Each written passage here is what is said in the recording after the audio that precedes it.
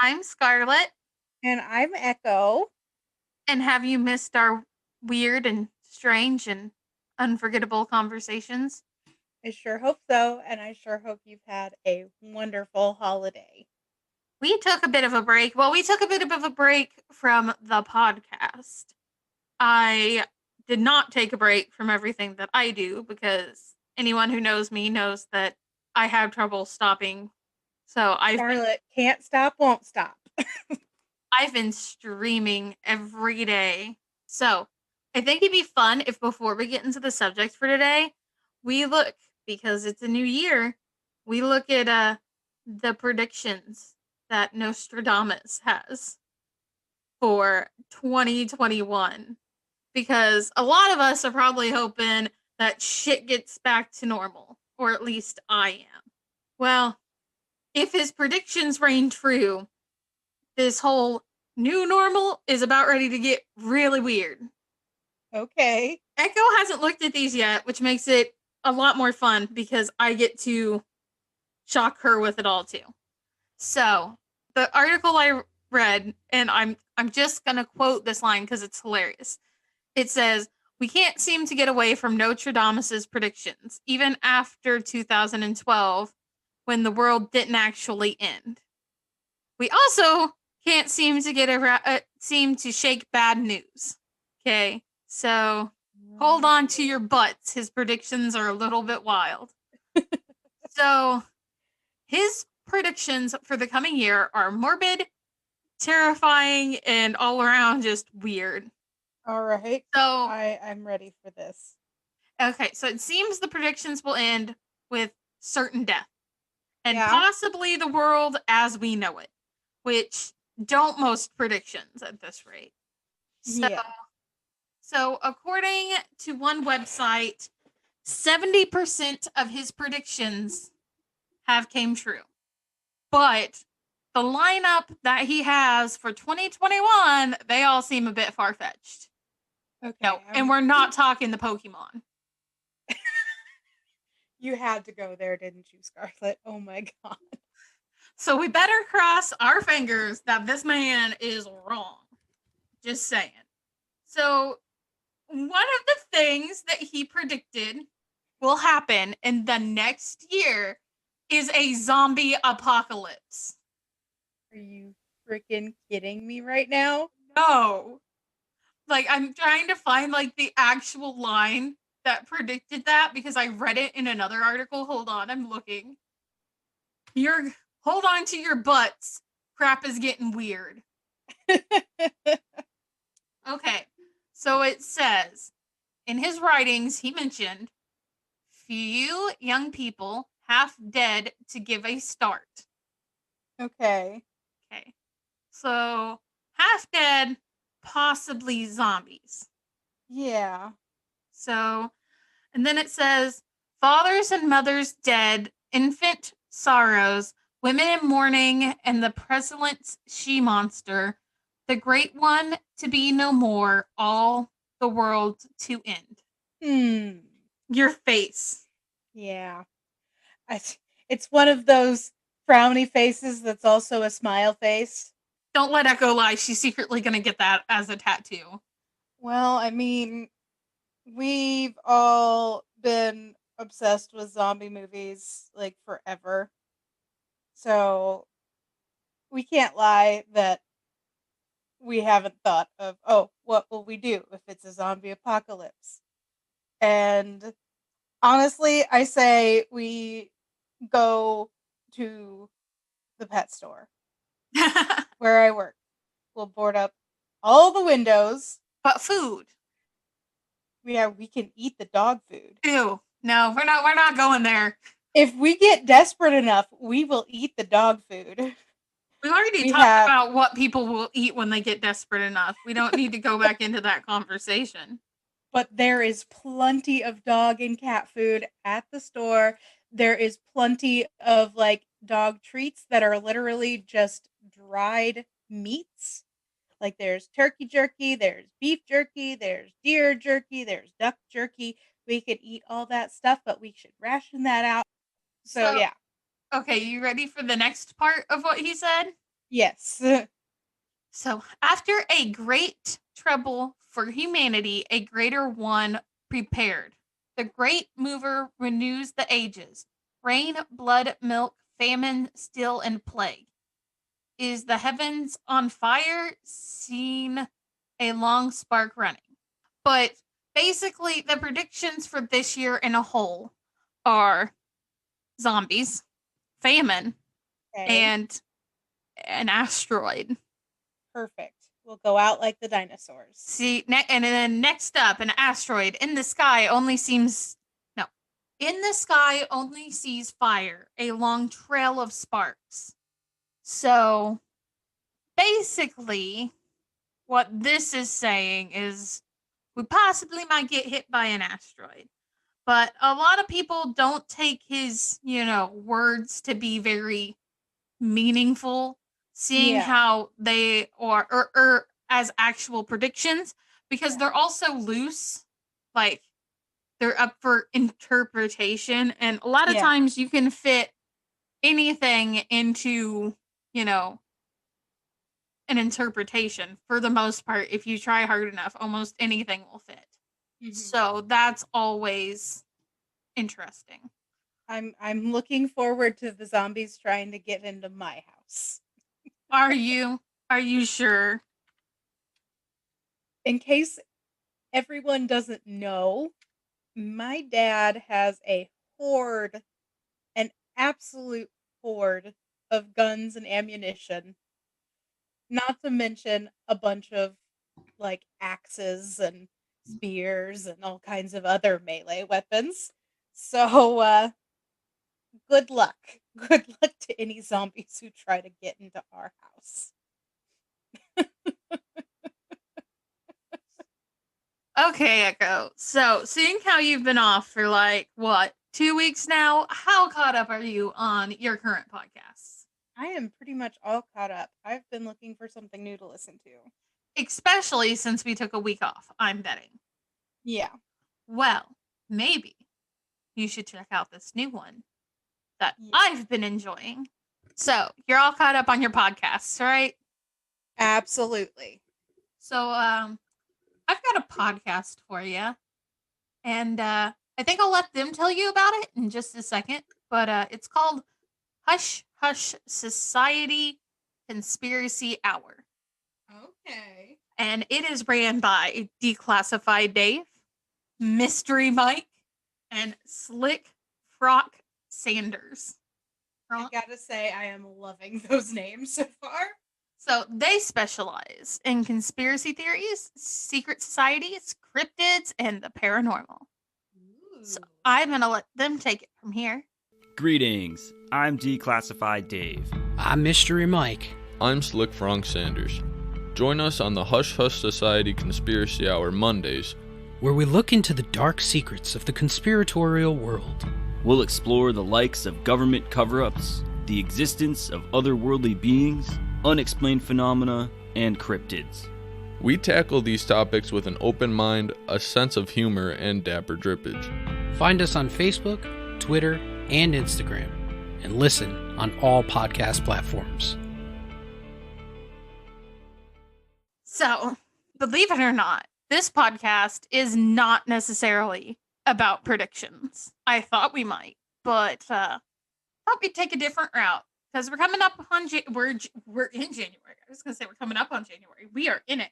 By the time you guys will be listening to this with your hopeful ears, we will have hit January, which means a new year, which means my birthday's coming up, even though I wish it wasn't. And it means new topics for the good old podcast. So far, we've talked about some twins. We talked about some Christmas trolls. We have talked about some haunted places. We have talked about paranormal games that you really shouldn't touch. And we have talked about nursery rhymes and their origin stories. We've talked about a lot of stuff. Now, we're going to kind of take a couple episodes to talk about one of the biggest things that I think is a rule of mine when it comes to the paranormal. And that is be careful what you buy from antique stores. Oh, yeah. Okay? Be careful because you don't know who owned it before you. You don't know what kind of crap they were into. You don't know what's possessing, say, box. This is sounding like you're going to talk about the Dybbuk box instead of what you're actually going to talk about. Like I'm gonna talk about what? A Dybbuk box. We might talk about those. Actually, I think that would be a good one to follow up with what we're gonna talk about. Okay. Like we'll do our couple episodes on this topic and then we'll get into that because I think for the beginning of the year, we should talk about things that you should be careful of buying. And we are going to start with one that most people know. I'm going to leave the more famous one for Echo because I know a ton about it, but I want her to try to see if she finds anything that surprises me. So we Okay. are going to talk about some haunted dolls. If you have ever been walking, at least where we live, in any like antique store, flea market type store, you've probably seen some kind of porcelain doll, some kind of old looking doll, some kind of ratty old toy, and you've walked up on it to look at it and thought, nope, I get a vibe from this. And not a good one. And not a good one. And this is coming from a person who actually owns porcelain dolls. Okay, I have porcelain dolls. They are not in this house. They are actually stored nicely elsewhere. They're not haunted, at least not to my knowledge. But, you know, I have porcelain dolls. And the creepiest one that I have is one that looks like it is asleep. It's cute and yet terrifying. And actually, I'm going to have Echo take a couple picture of her creepy dolls that aren't haunted, but look like they should be. Oh yeah. I got plenty of creepy toys. But we are going to talk about a big one and then a not so well known one. So the first one we're going to talk about, I actually heard of when I was watching a TV show. So, Echo, have you heard of Ozzy and Jack's World Tour or Detour or whatever it is? Ozzy and Jack's I- World Detour. It's where they get in. Have you? Maybe I've heard of it. I'm not sure. I don't know that I've watched any of it, but I'm sure I've seen commercials for it. I was watching this episode with my mom, and everyone knows Annabelle. Everyone's seen that story, even though the movies blow, I think, a lot of it out of proportion. And I'm going to mention it now, even though we will do an episode on Annabelle. She's going to get her own special episode because, let's face it, she deserves it. Oh, But Annabelle is much creepier in real life than in the movie, and I will tell you why. Thinking that a porcelain doll did that thing, did all that stuff, that's creepy enough. But knowing that the actual real doll is a Raggedy Ann, like, Oh yeah. that's 1,000 times creepier. Like, I would have rather seen a Raggedy Ann. That would have haunted me more, seeing a Raggedy Ann do that stuff, than that porcelain look-alike doll thing. Yeah. The only reason I bet that they didn't use the actual like Raggedy Ann style doll is probably because of copyright issues. Maybe. Because Raggedy Ann is like, well, it used to be whenever my mom was young. It used to be like a big book series, I guess. And I actually have a Raggedy Andy. Yeah. I can include a picture of that, I guess, for our haunted dolls because it's a real old one. I got it from my great aunt's house. So, in that episode, of course, they are driving in because the first season they did the US and they are driving in an RV, going to all these places, and they go visit Robert the doll. Now, Robert the doll is the sailor suit doll that gives you the creeps. Like, I am legitimately gonna say it. The way he looks gives me the creeps. When you go visit him, there is a gift shop and you can buy replicas of Robert the doll. Why would you want to? Don't know. And am I correct in recalling that Robert the doll was originally like a store mannequin from Germany? No. Okay. No. We're I going to was talk about.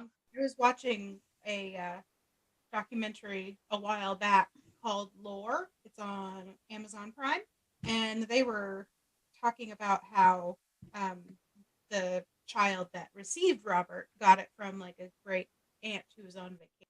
Okay. Well, there's a couple stories ticketed to it. We're going to go. The two articles that I read, well, I've read more, but the main story that I could find was not that one. Okay. So one of them is actually from the like place that does all of the like has Robert the doll. Yeah. I'm going to read you what they have because you can go visit him, like I've said. I'm also going to read you one. So the main one we're going to read from is called ghostsandgravestones.com/Key West/Robert the Doll. And we're going to also take a look at another website as well. But that's the main one. When you type in Robert the Doll, and I'm going to make sure I'm giving you the right information here. When you type in Robert the Doll, that is the first link to pop up. Yes, it is. Okay, so we're going to talk about Mr. Robert the Doll. He's wearing a sailor suit. His face is, Kind of amorphous. yeah, it's something. So the beginning of the story dates back to the early 1900s when a young boy named Eugene Robert Otto, and some the websites say his first name was Robert and his second name was Eugene. But we're going to go with this one because this is the main website for it. He was given a one-of-a-kind handmade doll by a servant. And actually, in other sources, it says that he was given by a maid. Like his family's maid had given him the strange doll. So this doll is filled with straw. He definitely looks like he would be. And he is quite a large doll. He would be considered at the time a life-size doll. And for definitely a child. yes, I don't know a whole ton on I know there's actually doll terminology, and maybe we need to look into that before the next one. That way we know, because I know there were such thing as parlor dolls, which were dolls people would sit up in their parlors on benches and things. And they tended to be bigger dolls as well. Robert the doll is also holding this weird toy dog looking thing, and it is just as creepy as him. Just throwing that out there. It kind of Okay. looks like a pug on steroids. Slightly. So. We're going to get into this. The home where Eugene lived is now called the Artisan's House. It was built between 1890 and 1898. So that is the home where he received the doll and where this friendship that would last throughout his lifetime. And, if you're going to speculate a little more, even longer, began. Where it started. Okay, so of course this seemed like an ordinary doll, but it wasn't long before Robert started to be real strange and terrifying, as with all of these dolls. So the first hint that something was weird and strange and not quite right was one night when Gene, because that's what they called Eugene, they called him Gene. He was about 10 at the time. He was in bed. He woke up to find Robert the doll sitting at the end of his bed and staring at him. Okay, let me tell you, if you wake up and a doll is not where you put it when you went to bed, I don't care if you're a sleepwalker, that's probably terrifying enough. Be done with the doll. Throw it away. Get rid of it. Okay, so that happened. But that's not all that happened. So moments later, his mother was awoken by screaming. So just imagine that. Imagine laying in bed and your child just starts screaming. You're booking it. You're thinking somebody's dying, somebody broke in, somebody being kidnapped, somebody being murdered. It would be terrifying. Okay, so you're booking it to this bedroom. When she gets there, and I should mention, while she's running and getting there and all this, while there is screaming going on, there is sounds of furniture being flipped over. Oh my God. Coming from her son's bedroom. Yeah. She gets in there.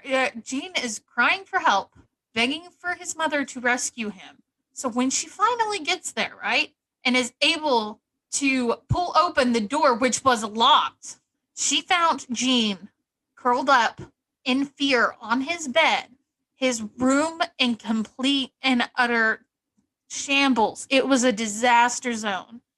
And Robert the doll, dresser, yeah, everything. everywhere. Everything was either pulled out, flipped over, thrown around. It was bad. And Robert the doll just sitting at the end of the bed, staring at him like crazy. And Gene literally said, Robert did it. And he would say this many times through his childhood when strange and mysterious and destructive things would happen. So, of course, we're going to ask ourselves, did Robert do it? Because, she couldn't get in, the door was locked, all that stuff. Could it be imagination or fear or anything like that? Jean's parents also had some other weird stuff happen. So they were downstairs, and they would often hear their son upstairs talking to the doll. But not only was he talking to the doll, oh, no, he was getting a response back in a completely different voice. As a parent, that's just something you don't want to hear coming from upstairs. It's something I don't want to hear, period. Okay? I don't want to hear a disembodied voice, period. Okay. So they reported seeing the doll speaking and witnessing his expressions change. So the doll's face would move. But Robert the doll continued to live there. And Jean continued to have him even after his parents died. So when his parents died, and from what I understood, when he moved out, he left the doll there. So when his parents died, he inherited their mansion. Robert the doll returned to his old bedroom. So he put Robert the doll in the bedroom that he had as a child. Okay. So at that point, Jean was working as an artist, and a lot of local folklore has it that Jean would spend his days alone in the mansion, painting with his good old friend Robert. So eventually, Jean married, and tells of his wife disdain for Robert arose, and there were a lot of conflict. Well, I can see how that would be, especially if your husband likes a doll more than he likes you. So Anne felt uneasy with Robert in the house. So she couldn't put her finger on it, but she didn't like him. So she wanted Jean to lock the doll up in the attic where he could do no harm. So Jean finally gave in and put Robert up in the attic. And as one would imagine, Robert the doll wasn't too happy with his new, digs, his new area of living. One would say. You go from a nice child bedroom to a dusty, crusty attic. I wouldn't be too pleased. He was not up in his room making no noise and pretending he did not exist. So when they would have visitors, they would hear footsteps in the attic, and it would sound like somebody was pacing back and forth and devilishly giggling. So neighborhood children would report seeing Robert the doll watching them from the window up in the upstairs bedroom, and told accounts of the doll mocking them as they walked to school. So in my head, I just see a comedian little cartoon doll going na na na na na with his hands by his face. Oh, But probably. I doubt that's what actually happened. But it makes me giggle. No. About it. Robert the doll's just standing in the window with his middle finger up. Well, now everyone will know if they ever have a haunted doll that is Echo. Just Yep. be flipping off Patreons as they walk by. And then when Jean heard this, he, went to investigate because Robert, to everyone's knowledge, should have been in the attic. But he wasn't. He was completely shocked when he opened the door to the bedroom where there was Robert sitting in the rocking chair by the window. And then Jean would lock him back up in the attic several times, and apparently this would keep happening.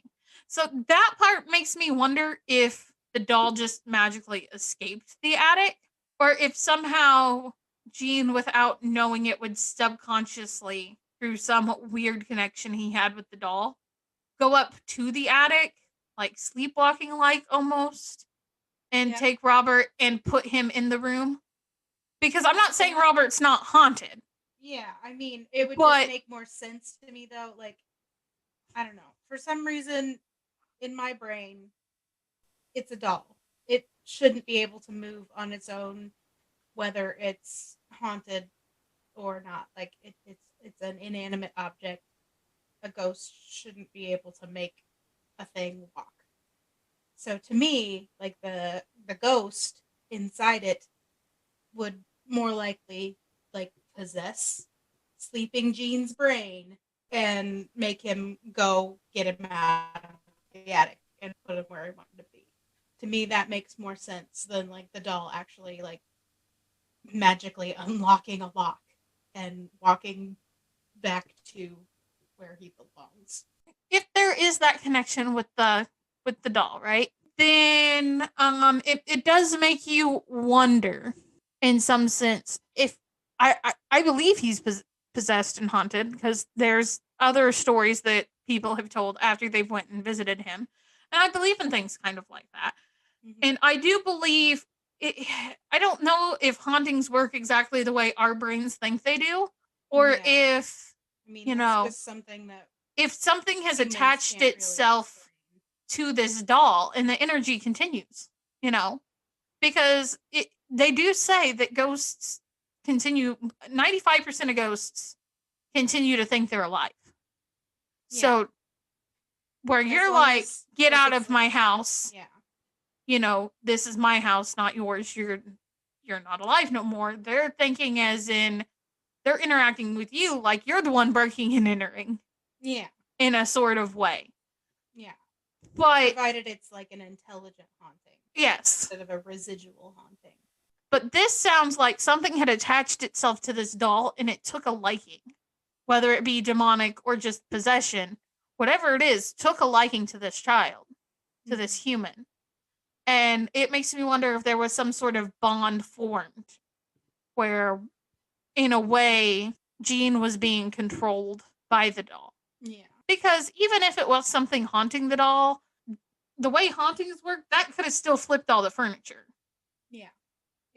But as far as getting out of the attic, it makes me wonder if somehow subconsciously he was making Jean come up there Yeah. and get him out of the attic and put him back in the rocking chair. Most likely thing. Jean died with Robert by his side. So after he died, we're going to talk about what happened. So when he died in 1974, that's when the new owners moved in to the residence of the home. And their 10-year-old daughter was delighted to find Robert the doll in the attic. But as you could guess, her delight soon ended when she claimed that Robert the doll was alive and that he wanted to hurt her. So she often woke up in the middle of the night screaming in fear and told her parents that Robert had moved about in the room. And it wasn't long after that Robert was given away, where he now lives at East Martello Fort, where visitors all over the world, come to see him. So the origins of how Robert the doll became evil kind of lies in the story that the servant who gave Jean's who worked for Jean's parents, the woman that she was supposedly mistreated by her bosses, and to punish them, she put a curse on the doll with voodoo and black magic. So that might explain some of the mysterious and frightening experiences people have had with Robert the doll. But if so, wouldn't the haunting have ended with the owners? Well, that's the thing. No, not really. No one really knows for sure when it comes to stuff like that. Yeah, But I think a curse would persist, especially if it involved putting a spirit inside of a yes, vessel. because that's what it almost seemed like to me when I read that part, is maybe in a way whatever the magic was trapped him in there, and so then it becomes an angry spirit of wanting revenge sometimes. So nobody really knows for sure, but one thing is a constant, that Robert the doll continues to taunt and scare people that come to visit him, especially guests that go to the museum and attempt to take photos. So their cameras will stop working when they try to take a picture of Robert, and they'll only start working when they leave the museum. Robert now sits alone in a glass case, but it doesn't stop him from inflicting fear and discomfort on staff and or visitors. So his facial expressions will still change. They will still hear demonic giggling. And Robert's even been seen putting his hand up to the glass. I do not like that. And as I said, I had saw it in the Ozzy and Jack, World Detour that they did. Mhm. And they bought a replica of Robert the doll. And they took it on their RV, and guess what? Did they have a car accident? No, their RV just stopped working altogether. They had to get another RV. So now, my friends, we're going to talk about one more haunted doll that has really no origin story. He just was found. But the way he was found will put a chill up your spine. And he does some not so nice things. So I figured Okay. we would go with Charlie, the haunted doll, next. Okay, So I have never heard of Charlie. this particular doll was discovered in the attic of an old Victorian home in upstate New York in 1958. He was Okay. found at the bottom of a tattered trunk full of a newspaper. And the only items other than that and the doll was a yellow piece of paper containing the Lord's Prayer written on it that was laid on top of the doll. And the newspapers that were packed into this trunk dated back to the early 1930s. But the age of the doll cannot be determined. So the doll was added to the collection of antique dolls that the family had already owned. And they gave him the name Charlie. They didn't really pay any mind to the toy at all. Not the husband, not the wife, not their 5 daughters. No one paid much mind to this doll. It just kind of blended into their pre-existing doll collection. That was until, Charlie decided that he was going to move from place to place on the bench full of dolls. Yeah. Yeah. Not a fan. Still So- not a fan of that. The parents were quick to blame their 5 daughters, But the children all maintained that they knew nothing about moving the dolls.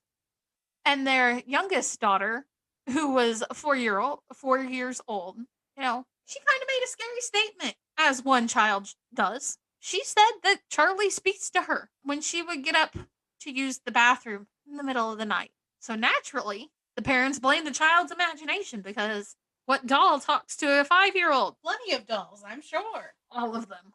Well, nowadays, any that contain batteries. So while the parents never exist Charlie doing anything, all of the children soon became fixated on the doll and were terrified of it. All 5 of them would refuse to get up during the night to use the bathroom. None of them would venture within 5 feet of the bench that the doll was on. And the final straw was when the youngest was covered with scratches and insisted that they weren't from their cat, but from the doll. So the truth was never fully discovered about this doll. The parents, eager to end all of the chaos, just took the doll back to the attic and locked it in the trunk. And things soon returned to normal, and the doll was forgotten about. Years later, when the children were grown and the house was sold, the trunk was removed from the attic and sold in a garage sale. The doll remained one of the last things to go, and finally, a woman had bought the doll to add to her collection. Oh no. And the homeowner told her their stories with Charlie. So since the doll has changed hands more than a few times, its stories follow. So even though the doll has changed hands, went to multiple people, been all over, the story seems to follow it. So it's been rumored to still move from time to time, but its ghost power seems mostly unlocked by children. Yeah, that kind of makes sense. Charlie now resides at a shop of a local artisan, and there he sits among taxidermied animals, unusual arts, and other oddities where he can be viewed by the public, which is probably the That's like safest. perfect place for him. Exactly. But yeah, that was Charlie the doll. Upon reading about these guys, I came up and across so many fascinating ones. If you have a story you want us to read right here on this podcast on another episode, you can send that to swustories@hotmail.com. We will read it. If you want to follow us on Twitter, you can do so at StrangeWeirdUN1. If you want to follow us on Instagram, we are on Instagram. Follow us wherever your ears listen to this podcast. Leave a review if you very well so please. I am Scarlett. And I- I'm Echo. You can get a hold of us on any of those or on our Facebook page, which is Strange, Weird, and Unforgettable Podcast. And we will see you guys next week. Bye. Bye.